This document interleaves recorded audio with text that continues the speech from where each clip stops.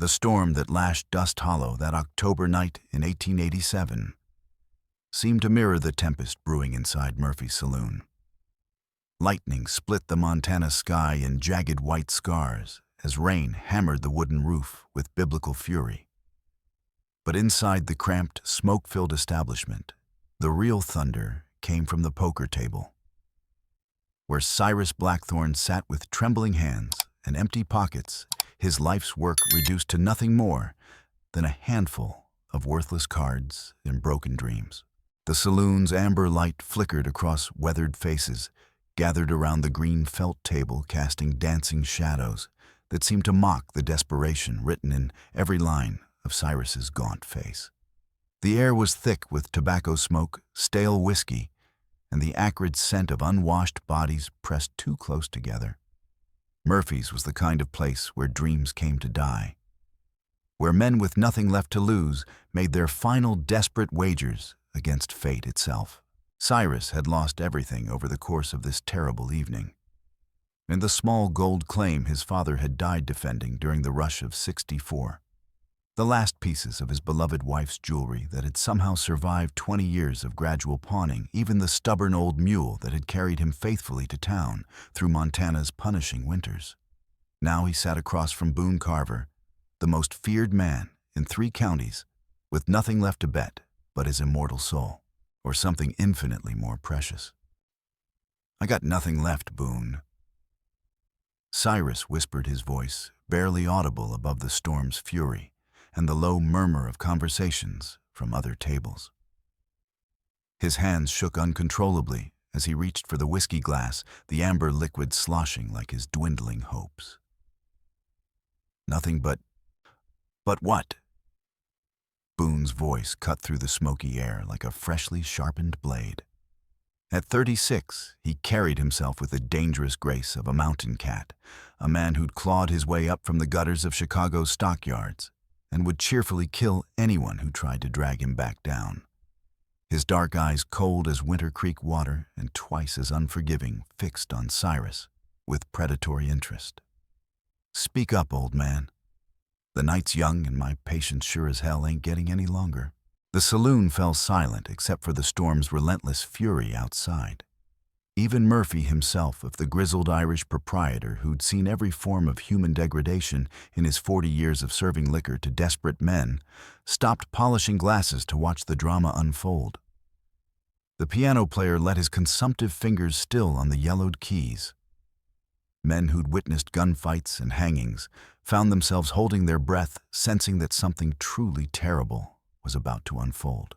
Through the rain-streaked window, barely visible in the storm's fury, a figure approached the saloon, small, graceful, wrapped in a dark woolen shawl that had seen better days but was still respectable. Eloise, coming to walk her father home, as she did every Friday night, faithful as sunrise despite knowing what she'd find. Cyrus looked around the room desperately, his rheumy eyes darting from face to face as if salvation might materialize from thin air. His gaze landed on the small daguerreotype he kept in his vest pocket, his daughter Eloise captured on her 18th birthday just 3 months ago by the traveling photographer. Her dark hair was braided with wildflowers, her eyes bright with hope that hadn't yet learned to fear the world. "My daughter." He breathed the words falling from his lips like stones into still water.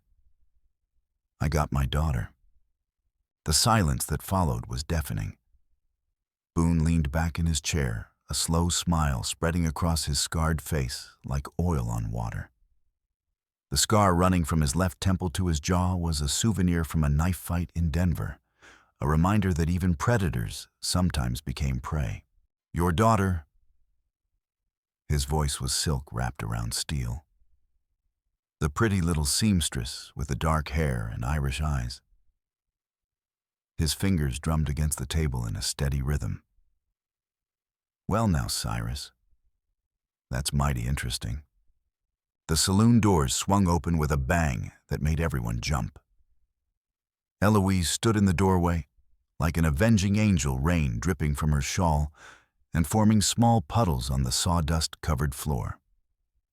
Her dark eyes scanned the room until they found her father, and in that moment she looked so young, so trusting that even hardened gamblers felt their consciences stir. "Papa?" Her voice was soft and musical, carrying the faint lilt of her mother's Irish heritage. "Are you ready to come home? I've got stew warming on the stove." Boone stood slowly, his chair scraping against the wooden floor. Well, right on time." He moved toward Eloise with predatory patience. "Miss Blackthorne, isn't it your father has something to tell you? You belong to me now, girl." Boone said, his voice deceptively gentle. "Your father wagered you in a poker game, and I won. Fair and square, witnessed by every man in this room." The words hit Eloise like a physical blow. She staggered backward, her hand flying to her throat. "No. Papa, tell him that's not true." But Cyrus had buried his face in his hands, his shoulders shaking with silent sobs. Boone reached for Eloise's arm, his fingers closing around her wrist like a shackle. "Come along, girl.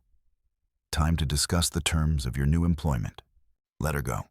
The words came from the back of the saloon, quiet, but carrying the weight of absolute authority.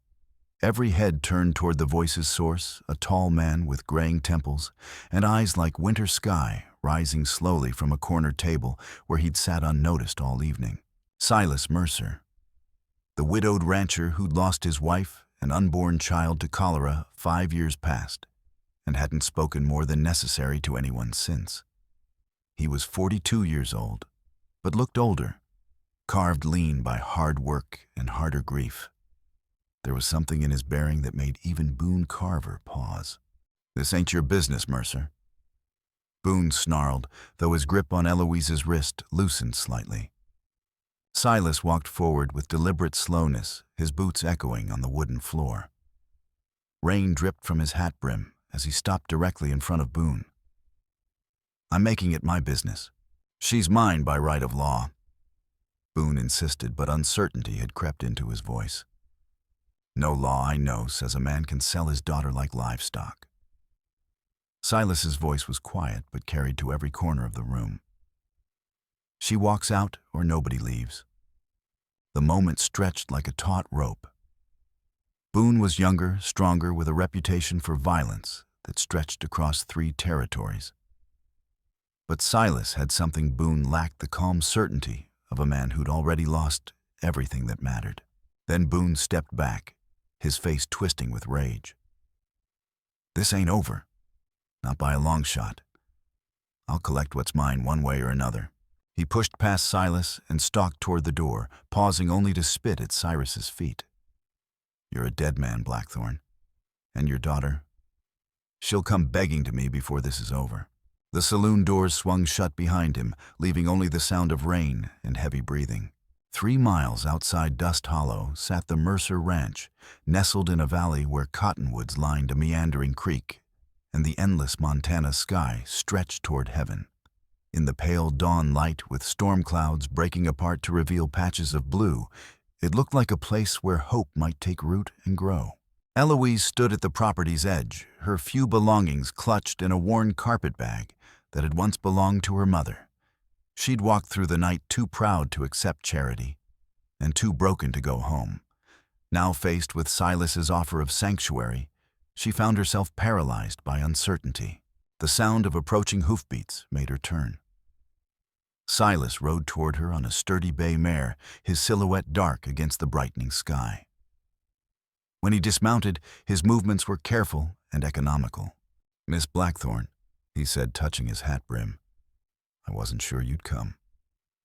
I don't have anywhere else to go." She replied the words harsher than intended. The night's events had left her raw defensive. "The bunkhouse is empty," Silas said, gesturing toward a small but well-maintained building. "It's got a stove, a decent bed, and a strong lock on the door. You can stay as long as you need." "And what do you expect in return?" She lifted her chin, meeting his eyes directly. "I may be ruined in the eyes of this town, Mr. Mercer, but I'm not naive." Something flickered across his weathered features, pain perhaps, or recognition of her fear. "Nothing," he said quietly. I expect nothing from you except that you treat yourself with the dignity you deserve." The words hit her like a slap, bringing sudden tears to her eyes. When had anyone last spoken to her of dignity? "I can work," she said, her voice barely above a whisper. "I can cook, clean, mend clothes. I'm good with numbers too. If you want to work, I won't stop you. But it's not required." Silas swung back into his saddle. "Come up to the house when you're ready. I'll show you around." The bunkhouse was small but clean, with whitewashed walls and a stone fireplace. Someone had left biscuits and preserves on the table, along with coffee that was still warm. There were wildflowers in a mason jar, purple lupines, and Indian paintbrush picked that morning. Eloise set down her carpetbag and sank onto the bed, finally allowing herself to feel the full weight of what had happened. Her father had sold her. Actually sold her like property to settle his gambling debts. The man who taught her to read, who'd braided her hair when she was small, who'd promised to always protect her, that man had decided she was worth less than his pride. The tears came, then great wrenching sobs that seemed to tear her apart. She cried for her lost innocence, for the father she'd thought she knew, for the future stolen from her in a smoky saloon. She cried until exhaustion pulled her down into merciful sleep. She woke to the sound of wood chopping. Through the window, she could see Silas at work, his movements efficient despite the hour. He'd removed his shirt, revealing scars that crisscrossed his back, old wounds, telling their own story of hardship. There was something comforting about the steady rhythm, the sound of someone building something, maintaining something. It spoke of a life lived with purpose. "Feeling better?" Silas asked without looking up when she emerged.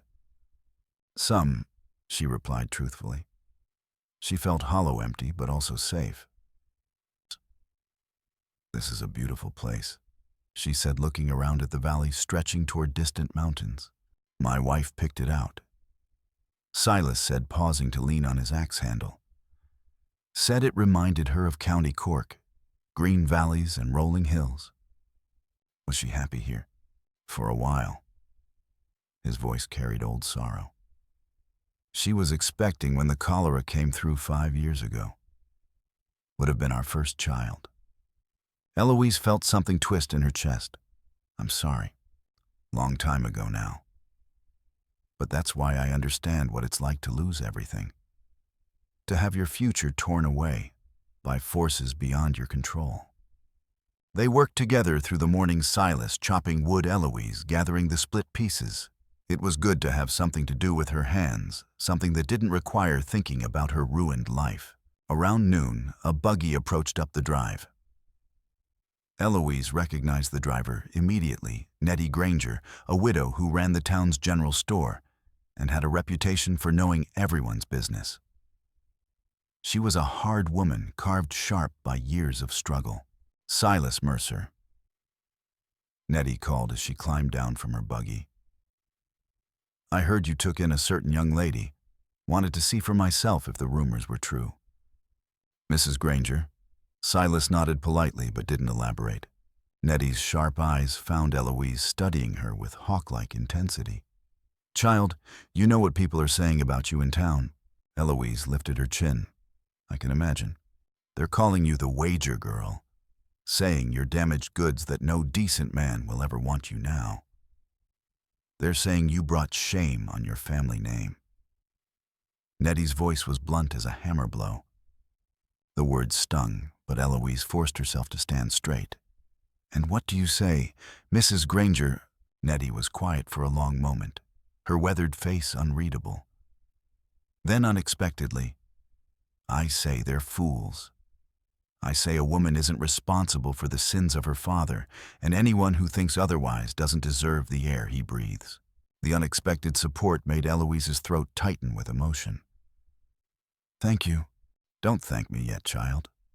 The town's memory is long and Boone Carver's reach is longer. This won't be easy for you." "Nothing worth having ever is," Silas said quietly. Nettie looked between them, her sharp eyes missing nothing. "Well, I brought supplies." She reached into her buggy and pulled out a basket covered with checked cloth. Inside were fresh bread eggs, cheese, and flour. At the bottom, wrapped in brown paper, was a bolt of deep blue fabric. "I can't accept this," Eloise protested. "I can't pay." "Who said anything about paying?" Nettie's voice was gruff. "Consider it a loan, if it makes you feel better." She climbed back into her buggy, then paused. "Child, I've lived in this town for 30 years. I've seen good people broken by circumstances beyond their control and bad people prosper despite their crimes. But I've also seen that sometimes, when everything seems lost, that's when grace shows up." She drove away, leaving Eloise staring after her with tears in her eyes. "She's right, you know," Silas said, "about grace showing up when you least expect it." "Is that what this is?" Eloise gestured at the ranch, the sanctuary he'd offered. "Maybe. Or maybe it's just people choosing to be better than their circumstances." That evening, they sat on the porch watching the sun set behind distant mountains. Silas had made coffee, and Eloise had used Nettie's supplies to prepare supper. For the first time since that terrible night, she felt something approaching peace. "Can I ask you something?" she said, breaking the comfortable silence. "Ask away." "Why did you step in? You didn't know me, owed me nothing. You could have been killed." Silas was quiet for so long, she thought he wouldn't answer. 5 years ago, there was a girl in town. Mexican, maybe 16. Her father worked in the copper mines until they caved in and killed him. She was alone after that, struggling. He paused, his hands tightening around his coffee cup. "Some of the men, they took advantage. Made her life hell. I watched it happen, told myself it wasn't my business, that I had my own troubles to worry about." His voice grew heavy with regret. "One night she just disappeared. Vanished like smoke. I never saw her again, never found out what happened to her. But I've regretted my silence ever since." "What was her name?" "Maria Santos. I didn't even know her full name until after she was gone." He looked at Eloise in the starlight. "When I saw you standing there in that saloon, I knew I couldn't stand by again." They sat in silence as stars emerged, two wounded souls, finding comfort in each other's presence. In the distance, a coyote howled. But here on the porch, wrapped in lamplight and tentative hope, the world felt manageable. "Thank you," Eloise said quietly, "for giving me somewhere to be. Thank you for letting me try to make amends." The next morning brought an unexpected visitor, a man in his 50s with kind eyes and gentle hands that spoke of careful, delicate work. "Miss Blackthorne," he called out as he dismounted. "I was hoping to have a word with you." "I'm afraid you have me at a disadvantage, sir." "Dr. Nathan Hayes," the man said, extending his hand with a warm smile. "I'm the physician here in Dust Hollow, and I have a proposition for you." Silas looked surprised. "Nathan, what are you getting at?" "My wife Martha has been after me for months to find someone to help with the more delicate aspects of my practice. Birthing babies, tending to women's ailments. Many ladies would prefer a woman's touch." Eloise's heart began to beat faster. "You're offering me work. I'm offering you training. If you're willing to learn, I'll teach you midwifery, basic nursing, herbal remedies. The pay wouldn't be much at first, but it's honest work." She stared at him, hardly daring to believe what she was hearing. "But what will people say about you associating with me?" Dr. Hayes smiled, and there was steel beneath the kindness. "Let me tell you something, Miss Blackthorne. I've been practicing medicine in this town for 23 years. I've learned that pain doesn't discriminate based on moral standing. A woman in labor needs help whether she's the preacher's wife or the saloon girl." "The town won't like it," Silas warned. "The town can go hang," Dr. Hayes said mildly. "I need competent help, and Miss Blackthorne needs honest work. Seems like a solution that benefits everyone." Eloise felt tears prick her eyes. It was such a simple thing, a job offer, a chance to be useful. But it felt like salvation. Yes," Yes, I'd be honored to learn from you. Excellent. He handed her a wrapped bundle containing several medical texts. Start with the one on top: basic anatomy and common ailments.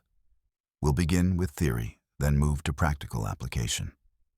After Dr. Hayes left, Eloise sat on the porch with the medical books spread around her like treasures. For the first time since that night in the saloon, she felt something she hadn't dared hope for: a future that didn't depend on hiding. That was unexpected. Silas said, settling beside her. Dr. Hayes is a good man. Eloise traced the cover of the anatomy text. But I have a feeling Carver won't let this stand. She was right. Over the following weeks, word of Eloise's medical training spread quietly through the community, creating an underground network of support. Women who wouldn't acknowledge her in public began sending their husbands to fetch her when medical needs arose.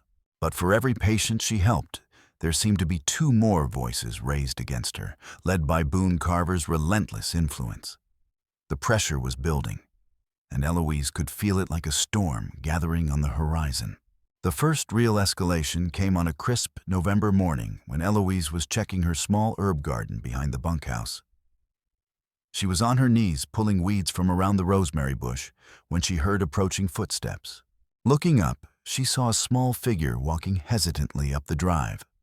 A girl maybe 12 years old with tangled blonde hair and a dress that was clean but carefully mended. "Can I help you?" Eloise called out, wiping dirt from her hands. The girl stopped several yards away, as if afraid to come closer. Are you the wager girl?" Eloise felt the familiar burn of shame, but she pushed it down. "My name is Eloise Blackthorne. What's yours?" Lucy Hartwell."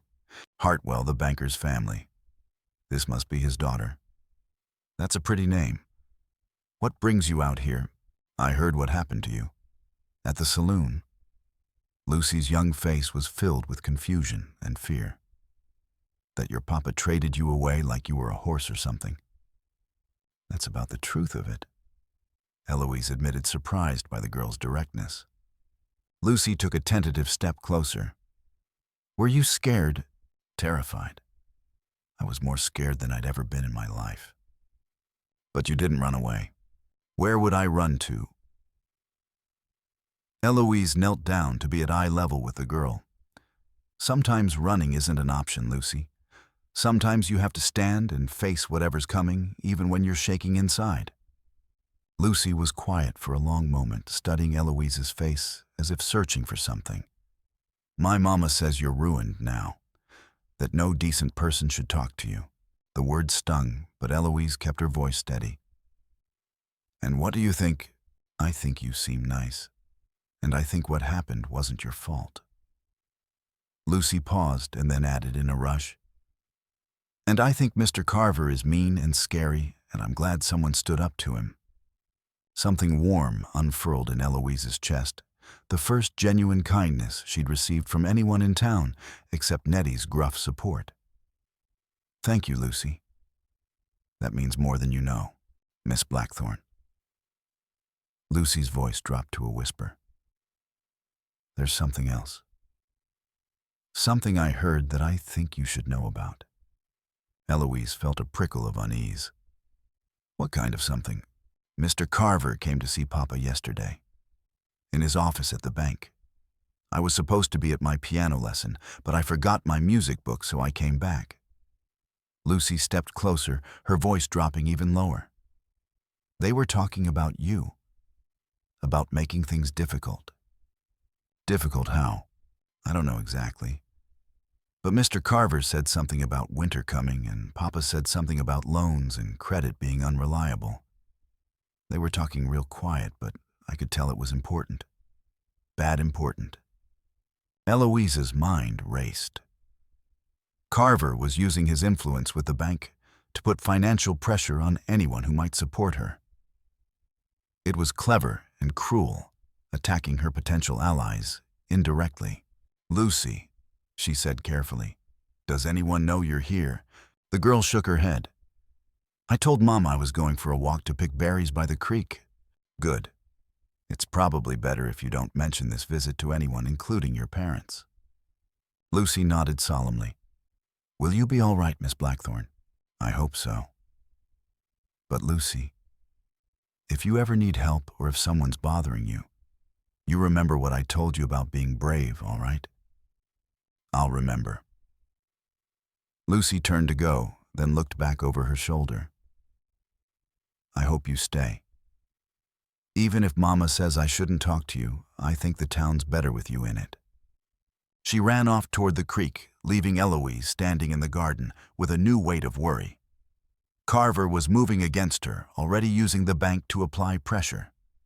It was exactly the kind of patient cruelty she'd come to expect from him.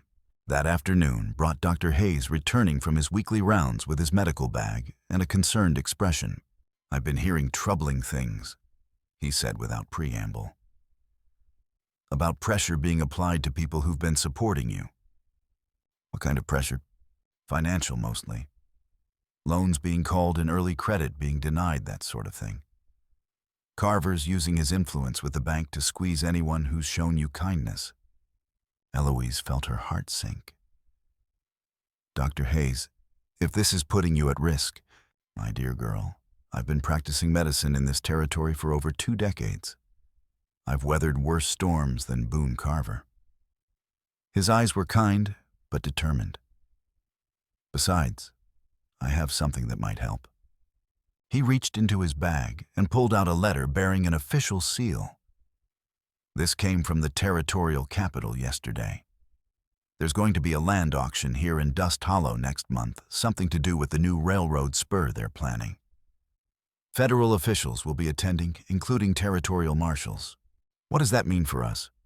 It means there will be federal law enforcement here, people who can't be bought or intimidated by local interests. If we had evidence of Carver's crimes to present to them. But we don't have evidence, just stories and suspicions.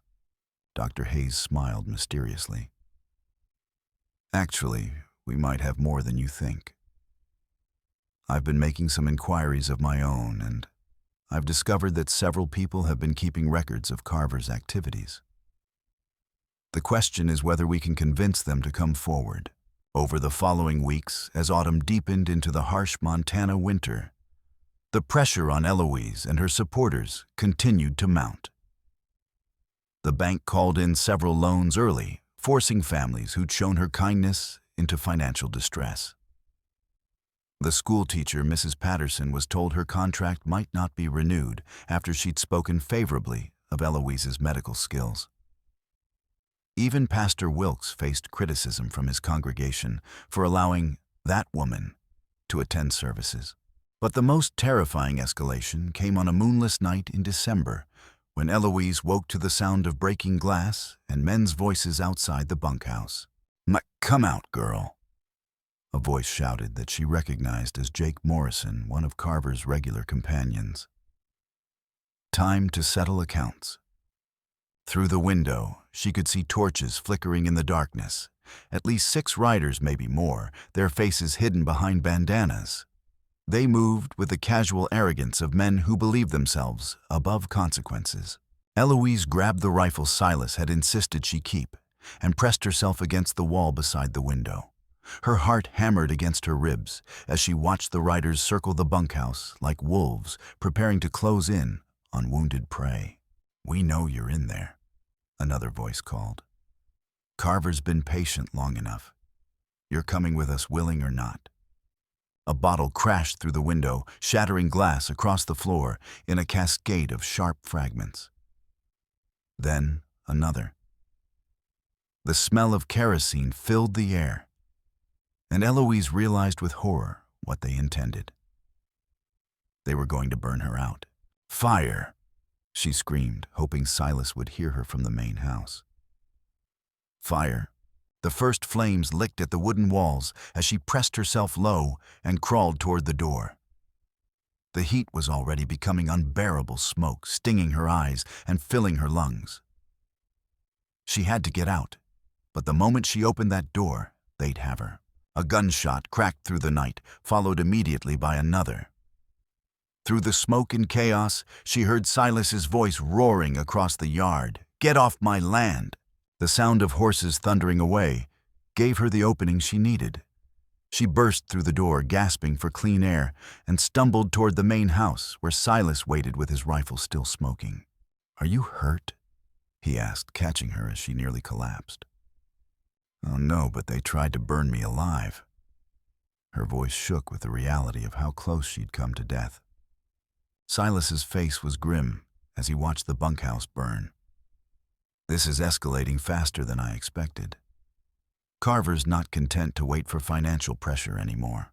The next morning brought news that chilled Eloise's blood.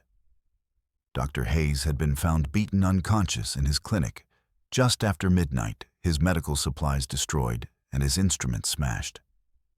The message was clear: anyone who helped Eloise Blackthorne would face consequences. But it was the second piece of news that truly terrified her. Marshall Crawford, the territorial lawman who'd been investigating corruption in Dust Hollow, had been found dead on the trail to Helena. His horse had allegedly thrown him, but the circumstances were suspicious. "He's eliminating witnesses," said a familiar voice from the doorway. Eloise turned to see a woman she didn't recognize, small, dark-haired, with intelligent eyes, and the bearing of someone who'd survived more than her share of hardship: Maria. Silas breathed, rising from his chair with an expression of amazement and guilt. We thought you were gone for good." "I was. Went to California, learned to read and write properly, worked in a hospital in San Francisco." She stepped into the room, her presence somehow filling it, despite her modest stature. "But I heard about what's happening here, about a young woman standing up to the same forces that drove me away, and I decided it was time to come home." "Why?" Eloise asked, studying this woman who'd become almost mythical in her mind. "Why risk coming back?" Maria's smile was sharp as a blade. "Because running away doesn't solve the problem. It just leaves it for the next girl and the next. And because I learned something in California that might be useful here." She reached into her travel bag and pulled out a thick folder of papers, documents that looked official and important. Legal complaints filed with the territorial government about corruption in Dust Hollow. Evidence of Sheriff Coleman's failure to investigate crimes. Documentation of Boone Carver's illegal business practices stretching back to the gold rush days. Eloise stared at the folder, hardly daring to hope. "You've been building a case against them." "For 3 years, ever since I had the education and resources to do it properly. But I needed someone here, someone with standing in the community to help present it." Maria looked directly at Eloise. "Someone like you." "Me, I have no standing. I'm the town pariah. You're a healer. You've saved lives, delivered babies, treated the sick. And more importantly, you've made allies women who are willing to stand up and speak truth, even when it's dangerous." Maria spread the papers on the table. "This isn't just about you anymore, Eloise. It's about changing the system that allows men like Carver to destroy lives with impunity." The documents were impressive witness statements, financial records, correspondence that revealed a network of corruption stretching across 3 counties. There were photographs of mining claims that had been jumped, records of bribes paid to officials, even evidence of murders that had been covered up. "What do we need to do?" Eloise asked, feeling a spark of hope. "First, we need to get this evidence to someone who can't be bought or intimidated. The territorial land auction next week will bring federal officials to town, including marshals who report directly to the territorial capital. How do we approach them without Carver knowing? That's where things get complicated. We need to be smart about this, because if Carver realizes what we're planning..." But their discussion was interrupted by the sound of approaching horses. Through the window, they could see a large group of riders approaching. Not the raiders from the night before, but something potentially worse. Boone Carver himself led the group, accompanied by Sheriff Coleman and what appeared to be an official posse. "Silas Mercer," Carver called out as they surrounded the house. I'm here on official business. Send out the girl. Silas stepped onto the porch, his rifle held casually, but ready. What business would that be, Carver? Got myself appointed as a special deputy with authority to arrest fugitives and criminals. Carver's voice carried the satisfaction of a man who'd found a legal way to accomplish illegal goals. Seems Miss Blackthorne's been mighty busy. That fire at the schoolhouse last month, the attack on Dr. Hayes, poor Marshall Crawford's unfortunate accident. Funny how all these troubles started when she came to town. Eloise felt her blood turn to ice. He was framing her for his own crimes, using his new authority to make it official. And with Crawford dead, there was no one to contradict his version of events. You know that's not true, Silas said, but his voice carried the weight of a man who understood that truth didn't always matter when power was involved. Truth is what I say it is, Carver replied smugly. Now, Miss Blackthorne, you can come out and face these charges like a lady, or I can come in and drag you out. Your choice. Before Eloise could respond, one of the men in Carver's group dismounted and approached someone she hadn't noticed before, a man who carried himself with quiet authority that seemed to command respect even from Carver's men. I'm Federal Marshal Blake, he announced. I'd like to hear the specific evidence for these charges. Carver's confident expression flickered with uncertainty. Marshal, this is a local matter. Any matter involving the death of a federal officer becomes a federal matter. Blake interrupted smoothly. Marshal Crawford was investigating territorial corruption when he died. I'm here to continue his work. Crawford's death was an accident. Was it? Blake's voice was mild, but his eyes were sharp as a hawk's. Funny how accidents seem to happen to people who investigate certain individuals around here. The confrontation stretched between them, tension crackling like electricity. Carver had the local authority, but Blake represented federal power that couldn't be bought or intimidated. Marshal Blake, Eloise said, stepping forward despite Carver's glare. I'd like to report several crimes, including the attempted murder of myself and Dr. Hayes' conspiracy to obstruct justice and the murder of Marshal Crawford. Those are serious charges, Miss Blackthorne. Do you have evidence to support them? I do. Maria stepped forward, carrying her folder of documents. Extensive evidence gathered over several years and documented according to territorial law. Blake took the folder and began examining its contents, his expression growing more serious with each page. The silence stretched uncomfortably as he read, occasionally asking quiet questions that Maria answered with precise detail. But then something unexpected happened. As Blake continued to review the documents, Eloise noticed movement at the edge of the property.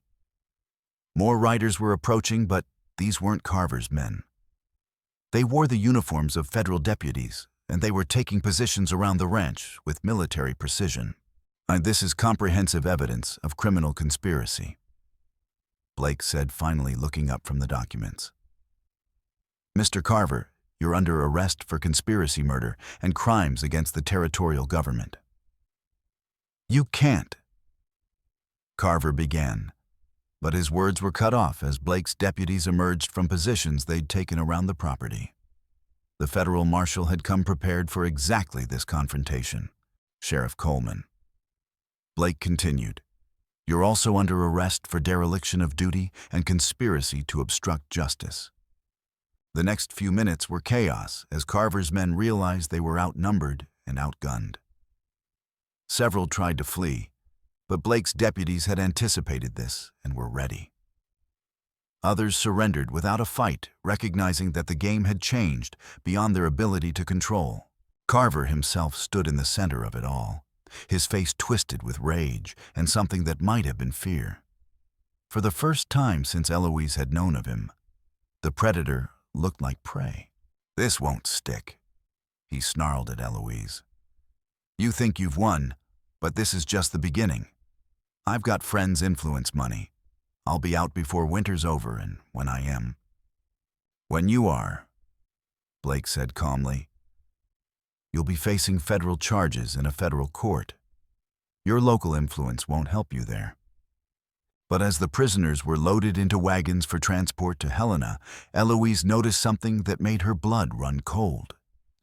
Among the crowd that had gathered to watch the arrests, she spotted Nettie Granger standing apart from the others.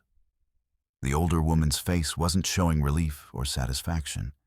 It was etched with guilt and something that looked like fear. Their eyes met for a moment across the yard, and Nettie quickly looked away.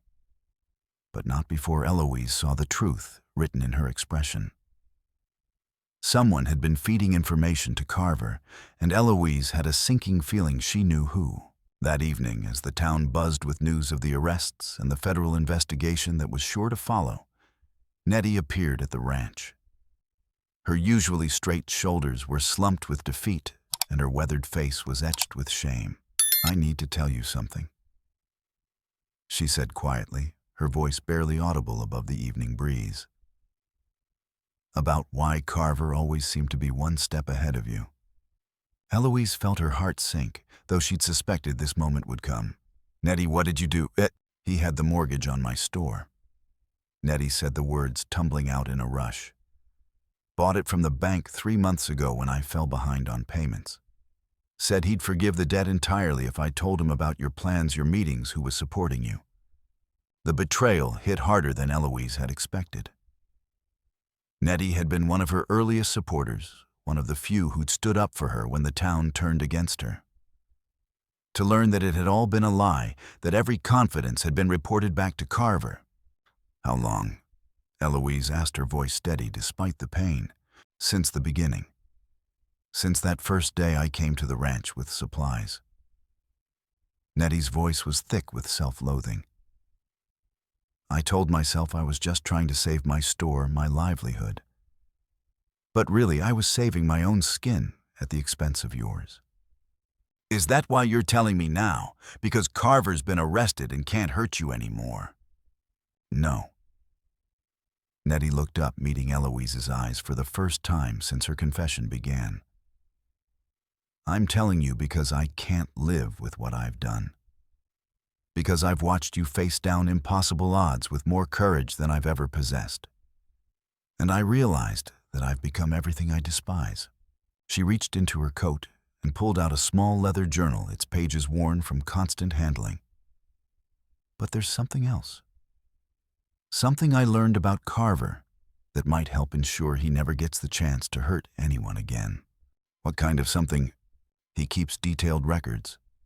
Everything: bribes, paid murders, ordered girls sold to mining camps.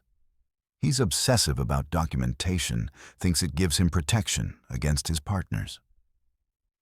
Nettie held out the journal. "I managed to copy some of his entries when I was in his office reporting on your activities." Eloise took the journal with trembling hands. Even a quick glance at the pages revealed information that would be devastating in court: names, dates, amounts paid for various illegal services. It was exactly the kind of evidence that could ensure Carver faced the full consequences of his crimes. "Why didn't you give this to Marshal Blake when he was here?" "Because I was a coward. Because I was afraid of what would happen to me when people learned about my betrayal." Nettie's voice grew stronger. "But I've realized that some things are more important than protecting yourself. Some battles are worth fighting even when you know you'll be destroyed in the process." The federal trials began in Helena that February, drawing attention from newspapers across the territory and beyond. The evidence Maria had gathered, combined with Nettie's intelligence and the testimony of dozens of victims, painted a devastating picture of corruption that reached into the highest levels of territorial government. Eloise found herself at the center of it all, not just as a victim, but as a symbol of resistance against the kind of systematic oppression that had allowed men like Carver to thrive.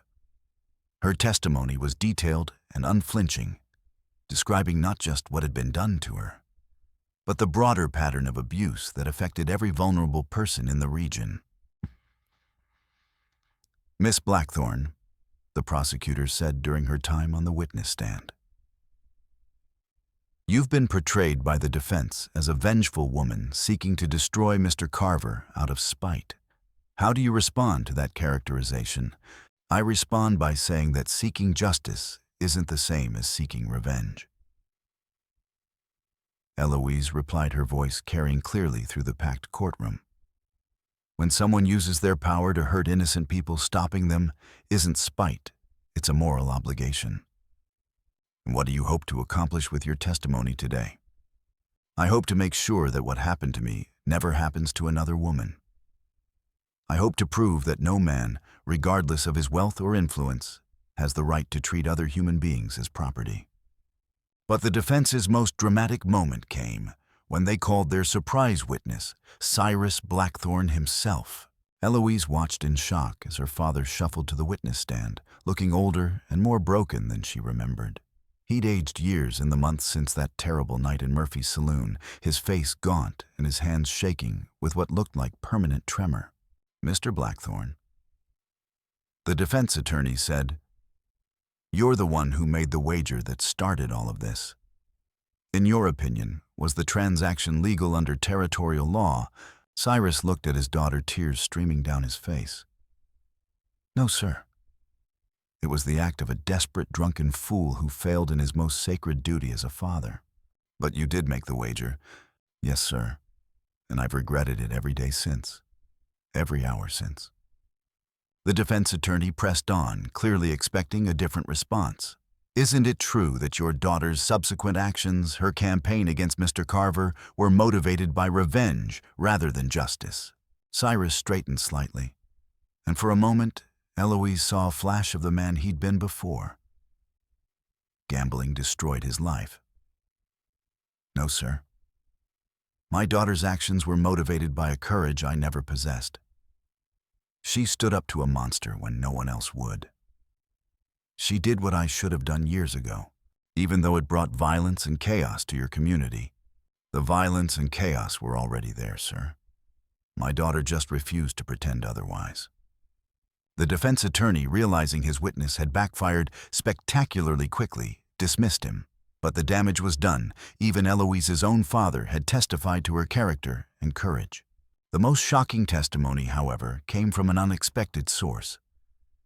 Late in the trial, as the prosecution was presenting its final witnesses, a commotion erupted at the back of the courtroom. A young Chinese man had entered, accompanied by several federal marshals and looking terrified but determined. "Your Honor," the prosecutor said, "I'd like to call Chen Wei to the stand." The defense immediately objected, claiming they'd had no notice of this witness, but the judge allowed the testimony to proceed. Chen Wei, speaking in halting but clear English, described years of systematic violence against Chinese miners by Carver's organization. "He killed my friends." Chen Wei said, his voice growing stronger with each word. "Take our claims, say we not have right to be here.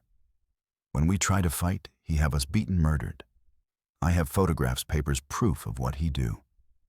The evidence Chen Wei presented was devastating photographs of murdered miners, forged documents transferring mining claims correspondence, showing Carver's involvement in a network of violence that stretched across multiple states. It was exactly the kind of federal crime that could result in a death sentence. But perhaps the most compelling testimony came from Maria Santos herself.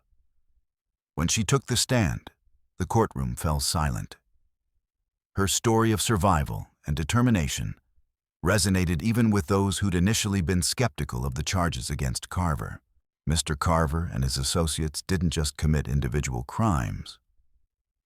She said, her voice carrying the authority of someone who'd lived through hell and emerged stronger. They created a system designed to prey on the vulnerable. Women, immigrants, anyone without power or protection, we were all fair game in their eyes. And what do you hope this trial will accomplish? I hope it will prove that in America no one is above the law. That justice isn't just for the wealthy and powerful, but for everyone. The defense's closing argument was a desperate attempt to portray Carver as a victim of a conspiracy led by vengeful women and foreign agitators. But the evidence was too overwhelming, the testimony too compelling. When the verdicts came, they were swift and decisive. Carver was convicted on multiple counts of murder, conspiracy, and crimes against the territorial government. The judge sentenced him to death by hanging. Sheriff Coleman received life in prison, along with several other officials who'd been part of the conspiracy. But for Eloise, the real victory wasn't in the courtroom. It was in what happened when she returned to Dust Hollow. The town had changed in ways both subtle and profound. Women who'd once whispered about her now spoke openly of her courage. The Chinese and Mexican communities, previously terrorized into silence, began to participate in civic life. Dr. Hayes officially made her his partner, and together they established the territory's first medical training program, specifically for women. The program attracted students from across the region, creating a network of skilled female healers who could serve communities that had previously gone without adequate medical care. Pastor Wilkes used his pulpit to preach about the courage required to stand against injustice, gradually changing attitudes about women's roles in society. Even the bank under new management brought in by federal authorities began offering loans to women and minorities who'd previously been denied credit.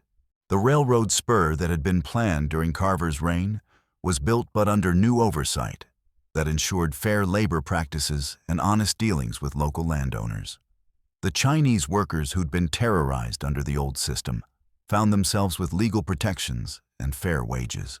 Nettie Granger, despite her betrayal, found a kind of redemption through her testimony and the evidence she'd provided. She used her store as an unofficial headquarters for women's advocacy, providing meeting space and resources for those who needed help. The shame of her collaboration with Carver never fully left her, but she channeled it into a fierce determination to support other women facing difficult situations. Do you think she'll ever forgive herself? Silas asked one evening as they watched Nettie organizing supplies for a woman fleeing an abusive marriage. I don't know, Eloise replied. But maybe that's not the point. Maybe the point is that she's using her guilt to do better, to be better. Their own relationship had evolved naturally from partnership to something deeper. They married in the spring of 1889 in a ceremony that drew people from across the territory, not because they were celebrities, but because they represented something important, the possibility of love growing from mutual respect and shared purpose. Their ranch became a refuge for women fleeing violent situations, a place where they could heal and learn new skills before starting fresh lives. It wasn't a large operation, they could only help a few women at a time, but it made a real difference in the lives it touched. Lucy Hartwell, now 14, and showing signs of the strong woman she would become, often helped at the refuge. She'd grown close to Eloise over the years, and her parents had gradually come to respect the woman their daughter admired so much. Miss Blackthorne, Lucy said one afternoon as they worked together in the garden, do you ever wonder what would have happened if you'd just accepted what Mr. Carver offered? If you'd gone along with what everyone expected? Eloise considered the question while she worked soil around the base of a young apple tree they'd planted that spring. I think about it sometimes. My life certainly would have been easier in some ways. But would it have been worth living? The question was more mature than Eloise would have expected from someone Lucy's age. But then again, the events of the past few years had forced everyone in Dust Hollow to grow up faster than they might have otherwise. No, Eloise said finally.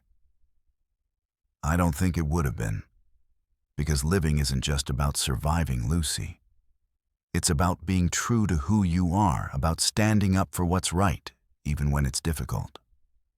Even when people hate you for it. Especially then. Because the people who hate you for doing the right thing are usually the people who profit from things being wrong. As autumn returned to the valley, bringing with it the anniversary of that terrible night in Murphy's saloon, Eloise found herself reflecting on the journey that had brought her to this point. The girl who'd been wagered away like a piece of livestock was gone, replaced by a woman who understood that dignity couldn't be taken away. It could only be surrendered. Do you ever regret it?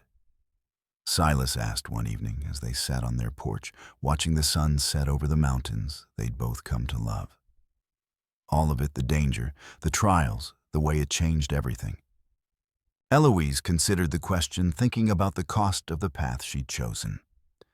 She bore scars, both visible and invisible, from the battles she'd fought.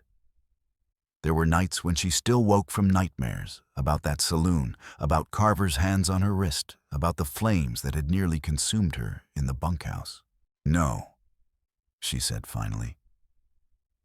"I regret what was done to me, but I don't regret what I chose to do about it." That night in the saloon, I thought my life was over. But it was really just beginning.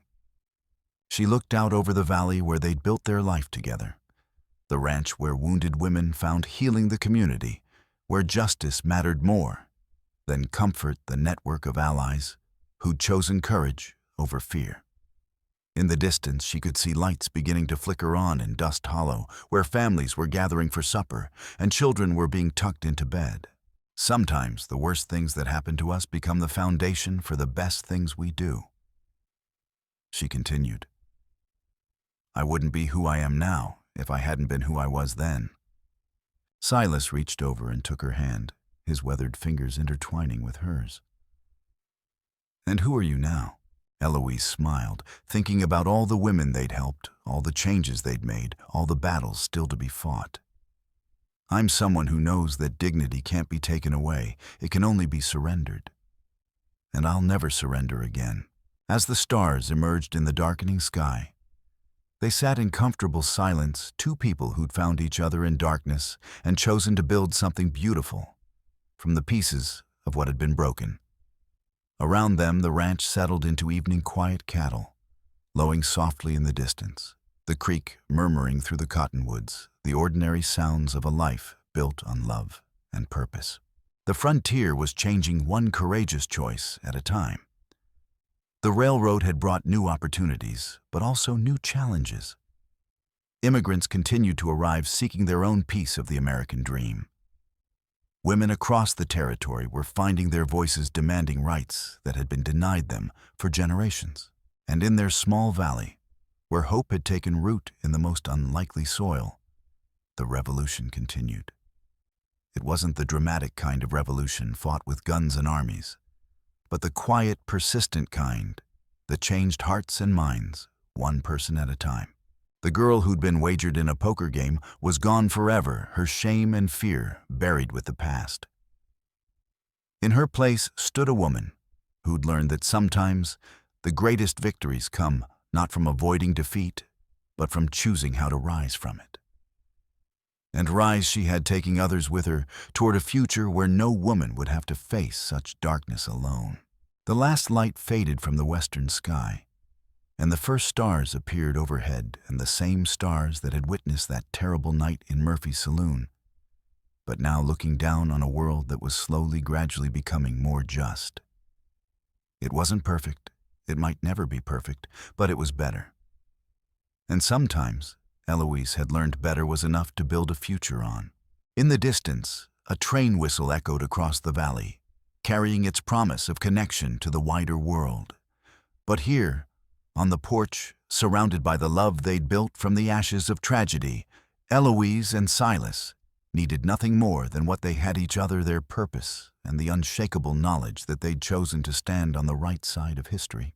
Tomorrow would bring new challenges, new opportunities to make the world a little more just. But tonight, wrapped in starlight and the satisfaction of a life well lived, they allowed themselves to simply be grateful for the journey that had brought them home.